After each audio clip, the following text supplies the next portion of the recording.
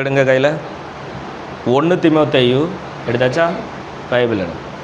1 தீமோத்தேயு 6வது அதிகாரம் 11வது வசனம் வாசிங்க. 1 தீமோத்தேயு 6:11.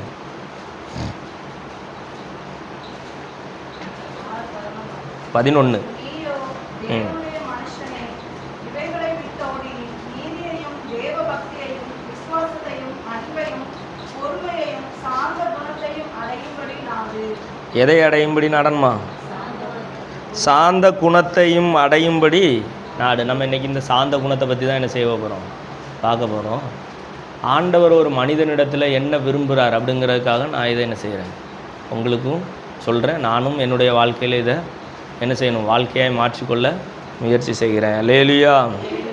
அப்போ வசனம் சொல்லுது, நீ எதை நாடு அடையும்படி நாடுனா பொறுமையையும் சாந்த குணத்தையும் அடையும்படி நாடு அப்படின்னு சொல்லிட்டு வசனம் நமக்கு சொல்லித்தரு. நீங்கள் இந்த பாதையில் இந்த வாழ்க்கையில் நீங்கள் அடையும்படிக்கு நீங்கள் நாட வேண்டிய ஒரு விஷயத்தில் முக்கியமான விஷயம் சாந்த குணம். ஏன் சாந்த குணம் முக்கியமான விஷயம் அப்படின்னு சொல்கிறோம்னா, ஆவியின் கனிகள் எத்தனை? 9 காரியம் பார்ப்போம். அதில் சாந்தமும் ஒரு கனி, ஆவிக்குரிய கனி அப்படின்னு பார்க்குறோம். அதில் வாசிங்க, தீத்து 3:2 வாசிங்க. அதை என்ன பண்ணணும் அப்படின்னு சொல்லிட்டு தீத்து 3வது அதிகாரம் 2வது வசனம். ஒருவனையும் தூசியாமலும் சண்டை பண்ணாமலும் பொறுமையுள்ளவர்களாய் எல்லா மனுஷருக்கும் சாந்த குணத்தை காண்பிக்கவும் அவர்களுக்கு நினைப்பூட்டு. இப்போ ரெண்டுமே பவுல் சொன்னது தான். நீங்கள் சாந்த குணத்தை அடையும்படி நாடுங்கள்னு முதல் வசனத்தில் பார்த்தோம். இந்த வசனத்தில் பார்க்குறோம், எல்லாருக்கும் அதை அடையும்படிக்கு என்ன செய்யணும், நினைப்பூட்டு அப்படின்னு சொல்லி கொடுக்குறாரு. யாருக்கு? ஊழியக்காரருக்கு சொல்கிறாரு. தீத்துவுக்கு பவுல் சொல்கிறாரு, நீ எல்லாருக்கும் ஞாபகப்படுத்தி இதை சொல்லு, அவங்க சாந்த குணத்தை அடையும்படிக்கு அவர்களுக்கு என்ன செய், நினைப்பூட்டு அப்படின்னு சொல்லிட்டு சொல்லி கொடுக்குறாங்க. ஏன் இந்த சாந்த குணத்தை நம்ம அடையணும்? ஏன் சாந்த குணத்தை அடையணும்? இப்போ இயேசு இந்த பூமியில் வரும்பொழுது நமக்கு முன்மாதிரியாக என்ன செய்தார், வந்தார். அவர் இந்த பூமியில் வாழும்போது 1 பேதுரு 2:23 வாசிங்க. இயேசுவை பிடிச்சிட்டு போயிட்டாங்க, சிலுவையில் அடிக்க போகிறாங்க. அப்போ என்ன நடந்துச்சுன்னு வாசிங்க. 1 பேதுரு 2வது அதிகாரம் 23வது வசனம்.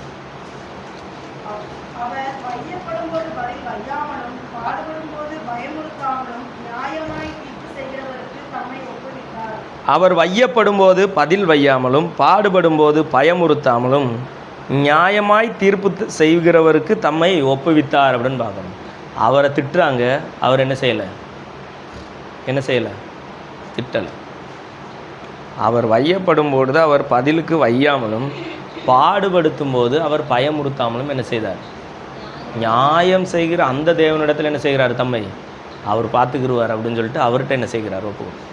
இப்போ நம்ம வாழ்க்கையில் நம்ம எப்படி இருக்கும்? நம்ம திட்டப்படும் பொழுது அதை ஏற்றுக்கொண்டு அப்படியே கடந்து போகிறோமா, இல்லைன்னா ஒரு வார்த்தைக்கு 2 வார்த்தை நம்ம திட்டுறோமா? எப்படி இருக்கும்? ஆண்டவர் எந்த பாவமும் செய்யலை. அசிங்க 22 பாருங்கள், அதில் இயேசுவை பற்றி சொல்லி பாருங்கள். அவர் பாவம் செய்யவில்லை, வஞ்சனையும் காணப்படவில்லை, அப்படி இருந்தும் அவர் வையப்படுகிறார், அவர் திட்டப்படுகிறார். அவரை எல்லாரும் திட்டுறாங்க, அடிக்கிறாங்க, பரியாசம் பண்ணுறாங்க, எல்லாம் பண்ணுறாங்க. ஆனால் எதற்கும் பதில் கொடுக்காம அவர் அப்படி அடிக்கப்படுகிற ஆடு போல் தன்னை என்ன செய்கிறார், ஒப்பு கொடுக்கிறார். இது எதனால் வந்துச்சுன்னு நினைக்கிறீங்க? எதனால் அதை பண்ண முடிஞ்சிச்சு அப்படின்னு நினைக்கிறீங்க? வாசிங்க 21வது மத்தேயு 21வது அதிகாரம் 4வது வசனம் வாசிங்க.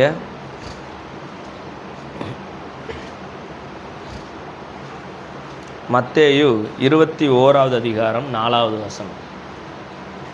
வேகமாக எடுத்து வாசிங்க பார்ப்போம். இதோ உன் ராஜா சாந்த குணமுள்ளவராய். போதும். இதோ உன் ராஜா சாந்த குணமுள்ளவராய். அவர் சாந்த குணமுள்ளவர். அவர் எந்த இடத்துலையும் ஆக்ரோஷத்தை என்ன செய்யலை, வெளிப்படுத்தலை, காண்பிக்கவும் இல்லை. ஆனால் மனிதர்களாகிய நாம் என்ன செய்கிறோம், ஆக்ரோஷத்தையும் வார்த்தைகளையும் விட்டு என்ன செய்கிறோம், கோபத்தை வெளிப்படுத்துகிறோம். அதில் முக்கியமாக மேடம் என்ன செய்கிறாங்க, என்ன சொன்னாலும் இப்போ என்னது, பிள்ளைங்க ஏட்டி பூட்டி தான். நம்ம ஒன்று சொன்னால் அங்கேருந்து எத்தனை வருது, 10 வருது, 16 இல்லை, ஆமாம் 100 வரும் சில நேரத்தில். ஆனால் ஆண்டவர் எவ்வளோ பெரிய ஆள், அவர் பாவம் செய்யவும் இல்லை, அவர் வாயில் வஞ்சனையும் இல்லை. அப்படிப்பட்ட இயேசு வையப்படும் பொழுது வையாமலும் பாடுபடும் பொழுது பயமுறுத்தாமலும் என்ன செய்கிறார், இருக்கிறார். ஆனால் நம்ம அப்படி இல்லை. நம்ம பேசினா இப்போ அடிக்கிறதுக்கு தயாராக என்ன செய்கிறாங்க, இருக்கிறாங்க. அப்போ நம்ம புரிஞ்சுக்கிறணும்.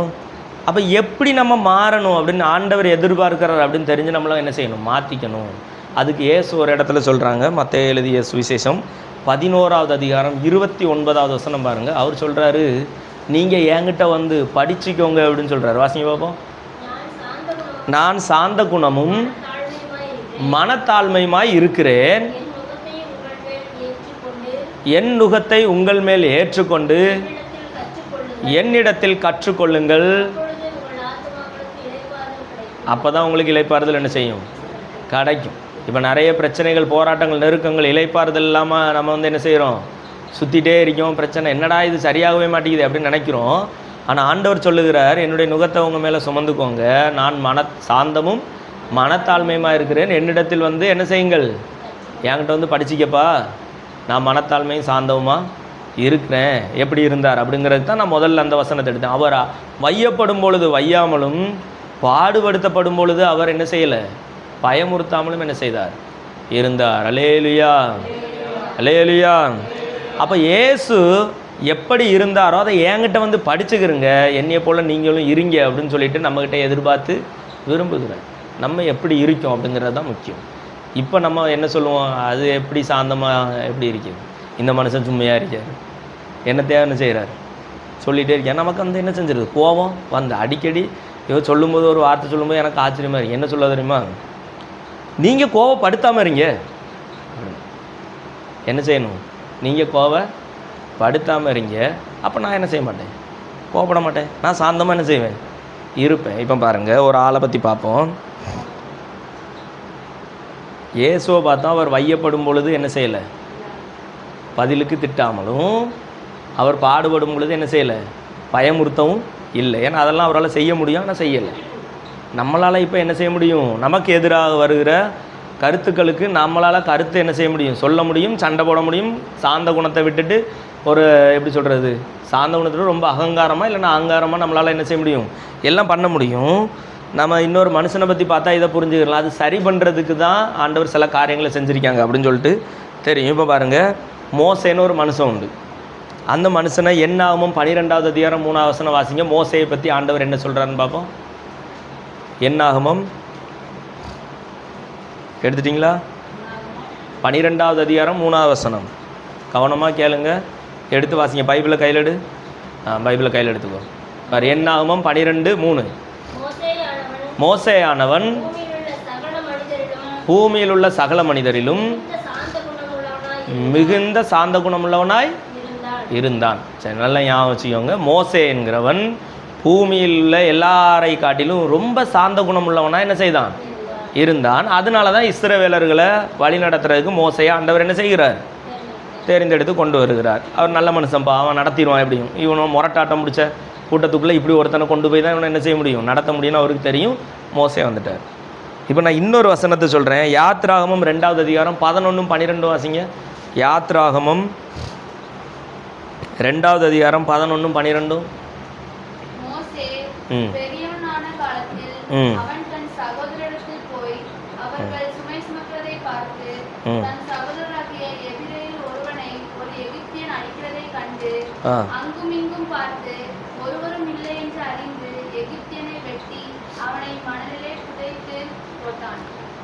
அவங்களுடைய மோசே சின்ன பிள்ளையாக இருந்து இங்கே வளர்ந்துட்டு இருக்கும் பொழுது சகோதரர்கள் இன்னொருத்தரால் துன்பப்படுறத என்ன செய்கிறார், மோசே பார்க்குறார். பார்த்துட்டு என்ன பண்ணிட்டார், கொண்டு போட்டார்.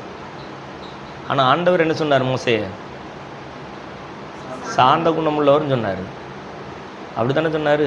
இஸ்ரவேல் ஜனங்களை நடத்திட்டு இருக்கும்போது நம்ம முதல்ல வாஸ்தவம், மோசே பூமியில் இருக்க மனிதர்கள் எல்லாரை காட்டிலும் மிகுந்த ரொம்ப சாந்த குணம் இல்லை, மிகுந்த சாந்த குணம் உள்ளவன் அப்படின்னு என்ன செய்கிறார், வசனம் சொல்லுது.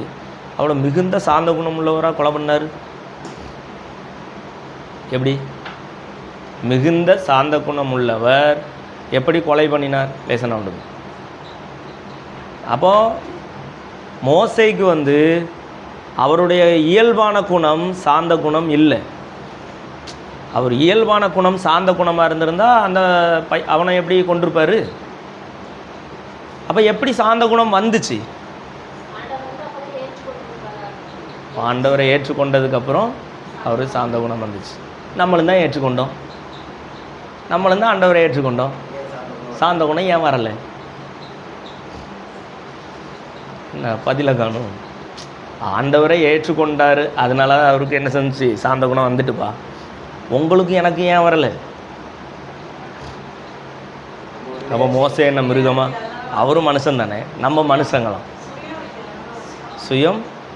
அப்போ மோசைக்கு சுயம் என்ன செஞ்சுட்டு போயிட்டு அவருக்கு சாந்த குணம் வந்துட்டு. சுயம் எப்போ போச்சு கண்டுபிடிக்கணும் இல்லையா? முழுமையாக ஏற்றுக்கொண்டார். யாரோ பதில் கரெக்டாக சொல்லுங்கள் பார்ப்போம். சரி வாசிங்க. அதே 2வது அதிகாரத்தில் 21வது வசனம் வாசிங்க பார்ப்போம்.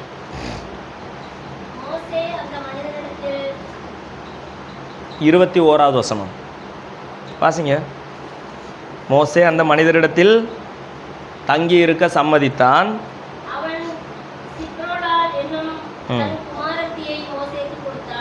இப்போ அங்கே மோசைக்கு என்ன நடக்குது?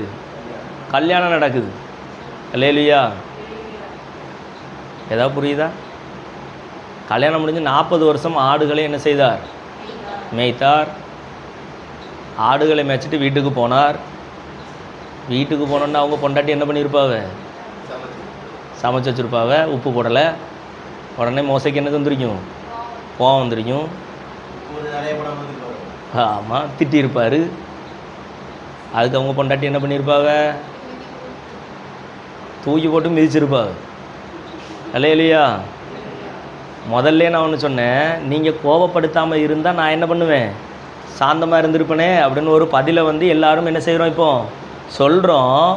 மோசே முரட்டு குணமுள்ள ஒரு மனிதனாக இருந்த மனிதனை திருமணத்தை என்ன செய்கிறார்? செய்து வைக்கிறார். ஏன்னா இந்த ரெண்டும் ஒட்டாது.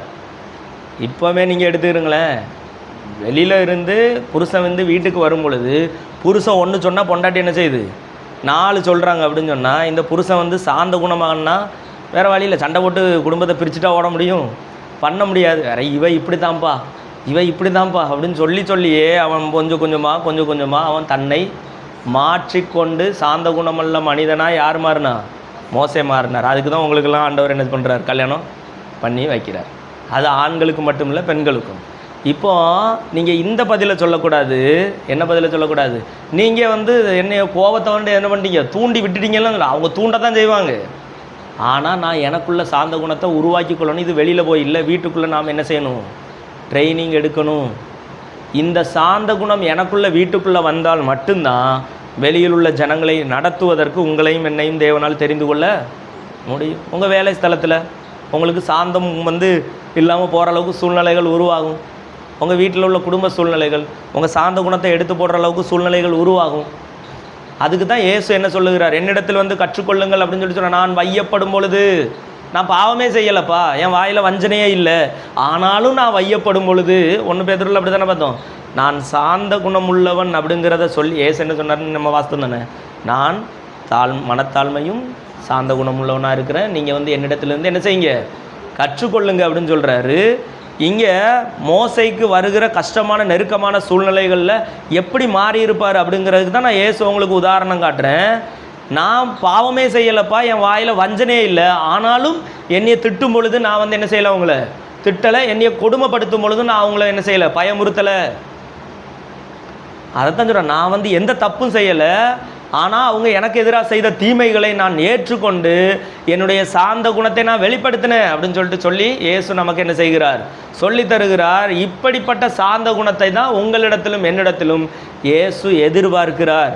ஆனால் நம்ம இன்னொருத்தர் மேலே பழியை போட்டுட்டு இவன் வந்து என்ன பண்ணிட்டான்? கோவப்படுத்திட்டான், நீ தான் காரணம் எனக்கு கோவம் வர்றதுக்கு, நீ தான் என்னுடைய பொறுமையை என்ன செஞ்சுட்ட? சோதிச்சுட்ட அப்படின்னு சொல்லிட்டு என்ன செய்வோம்? இருப்போம்.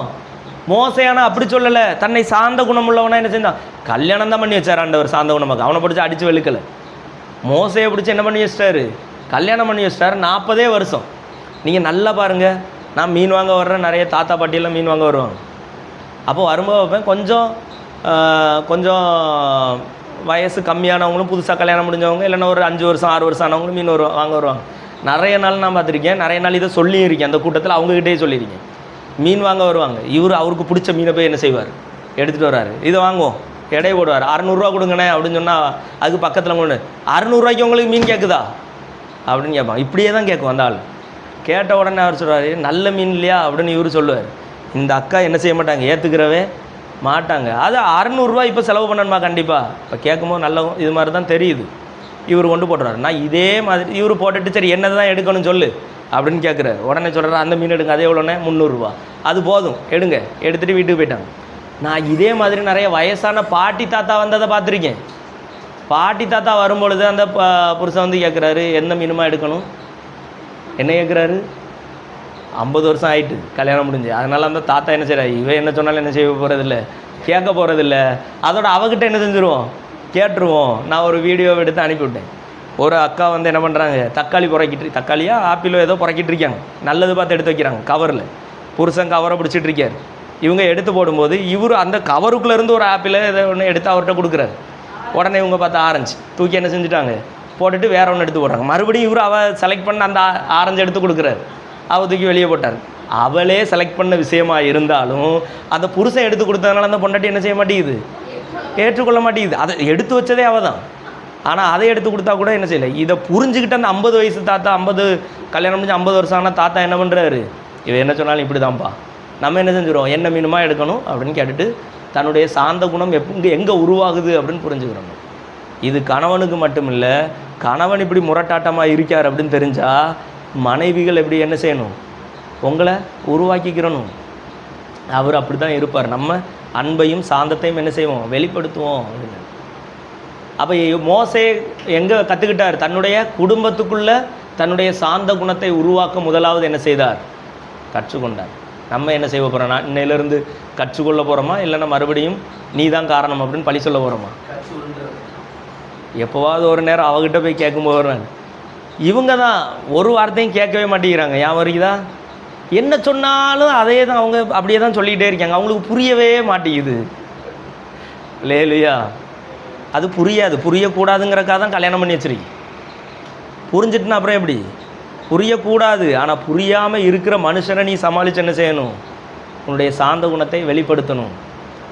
அவளும் பண்ணுறது உனக்கு என்ன செய்யாது, கடைசி வரைக்கும் உனக்கு என்ன புரியுன்னு சொல்லட்டா, இந்த பெண்களே இப்படி தான், இதுக்கு தான் கல்யாணம் பண்ணாதுன்னு சொன்னாங்க போல், அப்படி தான் தோணும். உனக்கு தோணுதா இப்படி, அப்படி தான் தோணும் இல்லையா? அவனுக்கு இப்போ ஒன்று புரிஞ்சிருக்கான். அவன் இந்த 2 வருஷத்தில் அவன் என்ன செஞ்சிருக்கான், கொஞ்சம் சாந்த குணமுள்ளவனும் இருக்கான். எப்படியும் வீட்டில் போய் அடி விழும் இல்லையா, இல்லையா? அப்படிலாம் இல்லை, எல்லாம் நல்ல பிள்ளைங்க. ஆனால் 2 பேருமே இவங்க இப்படி இருக்காங்க அப்படின்னு சொல்லும் பொழுது நம்ம என்ன பண்ணணும், அதில் நம்ம என்ன கற்றுக்கிறணும். அவங்க அப்படி அவங்கள ஆண்டவர் அப்படி வச்சிருக்கிறதுக்கு காரணமே உங்களுக்குள்ள தேவ சுபாவம் உருவாகணுங்கிறதுக்காக தான். இல்லையா? இப்போ இவ வந்து என்கிட்ட கடினமாக நடந்துக்கிறா அப்படின்னா எனக்குள்ள இன்னும் சாந்த குணம். மோசையை பார்த்து ஆண்டவர் என்ன சொல்கிறார், இந்த மனிதர்களிலேயே இந்த மனுஷ கூட்டத்தில் மிகுந்த சாந்த குணம் இல்லை, சாதாரண சாந்த குணம் இல்லை, மிகுந்த. நானும் சில நினைப்பேன் நம்ம ரொம்ப சாந்தமாக தான் இருக்கோமோ அப்படின்னு நினைப்போம். அப்போ ஆண்டவர் என்ன எதிர்பார்க்குறாரு அப்படின்னா, மிகுந்த சாந்த குணத்தை ஒரு மனுஷனிடத்தில் ஆண்டவர் என்ன செய்கிறார், அதுக்கு தான் கல்யாணம் பண்ணி வச்சிருக்கார். லேலியா? அதனால் இன்னையிலேருந்து உங்களுக்குள்ள மிகுந்த சாந்த குணம் உண்டாவதாக. லேலியா? எப்படி நம்ம காரணம் சொல்லுவோமா, நம்ம சாந்த குணம் உள்ளவர்களாக மாறிக்கிடுவோமா? மாறணும். லேலியா? நம்ம அடுத்தால இன்னொரு ஆளை பார்ப்போமே, தாவீது ராஜா. தாவீதை பார்த்து ஆண்டவர் சொல்கிறார், என் இருதயத்துக்கு ஏற்றவன் அப்படின்னு சொல்லிட்டு ஆண்டவர் சொல்கிறாரு. வாசிங்க 2 சாமுவேல் 16வது அதிகாரம்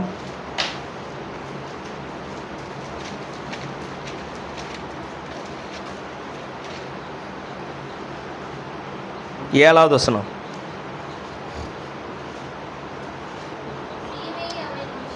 தூசித்து இரத்த பிரியனே, வேலியானின் மனுஷனே, தொலைந்து போன்னு என்ன செய்கிறார், திட்டுகிறார். யாரை? தாவீதை. ஒருத்தன் என்ன செய்கிறான், திட்டுறான். தாவீது யார்? ராஜா. அடுத்த வசனம் வாசிங்க. ஆ ஆ ம் ம் ம் தொடர்ந்து அபிசாய் ராஜாவை நோக்கி, அந்த செத்த நாய் அவன் எப்படி என் ராஜாவை தூசிக்கிறது? ம் அவனை வெட்டி போட்டுடுறேன் அப்படின்னு சொல்லிட்டு என்ன செய்கிறான் சொல்கிறேன். அதுக்கு ராஜா என்ன சொல்லியிருக்கணும்? அவன் சும்மா வந்து தெருவில் வச்சு திட்டிகிட்டு இருக்கான், ஒரே வெட்டா வெட்டி போடு அப்படின்னு சொல்லியிருக்கான். ஆனால் இந்த ராஜா என்ன சொல்கிறாரு பாருங்க. அதற்கு ராஜா, செரியாவின் குமாரரே, எனக்கும் உங்களுக்கும் என்ன? அவன் என்னை தூசிக்கட்டும், தாவீதை தூசிக்க வேண்டும் என்று கர்த்தர் அவனுக்கு சொன்னார். ஆகையால் ஏன் இப்படி செய்கிறாய் என்று கேட்கத்தக்கவன் யார்? இங்கே ஒருத்தன் திட்டிகிட்டு இருக்கான்ப்பா. ஒருத்தன் திட்டிகிட்டு இருக்கான். கவனி, இங்கே கவனி. ஒருத்தன் திட்டிகிட்டு இருக்கான். தாவீது பதில் சொல்கிறான், கூட இருக்கேன். தாவீது கூட சொல்கிறான், இன்னொரு வார்த்தை சொல்லி இப்போ வெட்டி போட்டுறேங்கிறான். ஆனால் ராஜா என்ன சொல்கிறாரு? அவனை திட்டணும்னு சொல்லி ஆண்டவர் அனுமதிச்சிருக்காரு. அவன் திட்டிகிட்டு இருக்கான். உனக்கு என்னப்பா பிரச்சனை?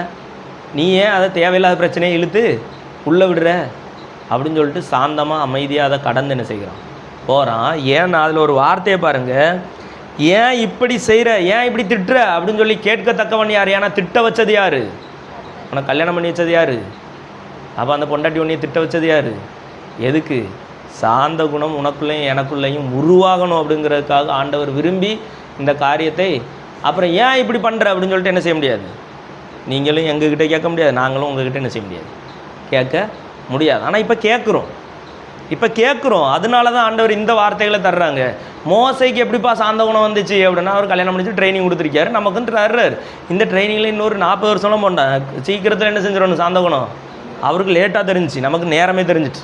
அதனால நம்ம என்ன பண்ணுவோம்? சீக்கிரத்தில் நமக்குள்ள சாந்த குணத்தை என்ன செய்யணும்?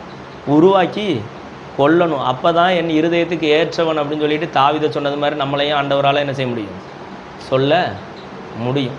சவுல் வந்து தாவீதை கொல்லுவதற்கு துரத்திக்கிட்டே இருக்கான். ஆனால் தாவீது ஓடி ஓடி ஒளிஞ்சானே தவிர சவுலை என்ன செய்யலை?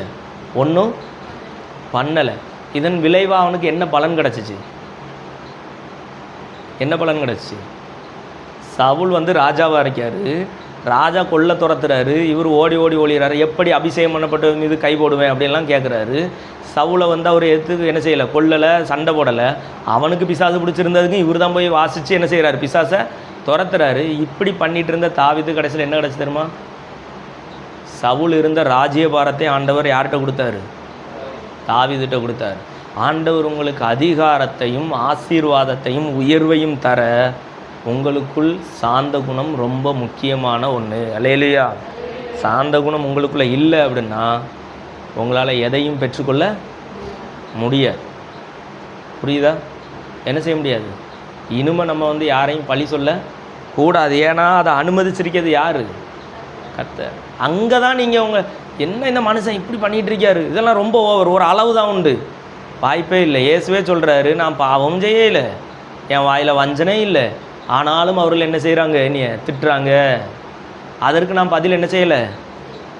திட்டலை அவங்கள, நான் அவங்கள பயமுறுத்தலை அப்படின்னு சொல்லிட்டு தான் இங்கே சொல்லித்தர்றாரு. என்னிடத்துல வந்து என்ன செய்யுங்க? கற்றுக்கொள்ளுங்கன்னு சொல்லி வாழ்ந்து காட்டுகிறார். இப்போ உங்களுக்கு என்ன புரிஞ்சிச்சு இன்றைக்கி செய்தியில்? சாந்த குணமாக இருக்கணும்.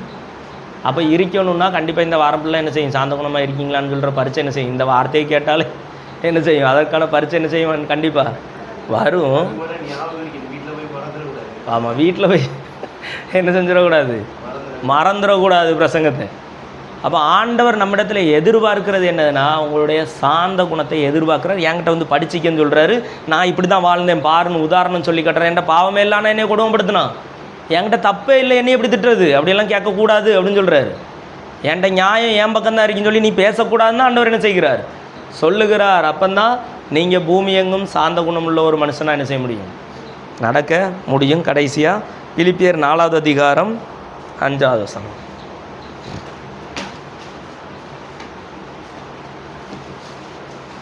பிலிப்பியர் 4:5.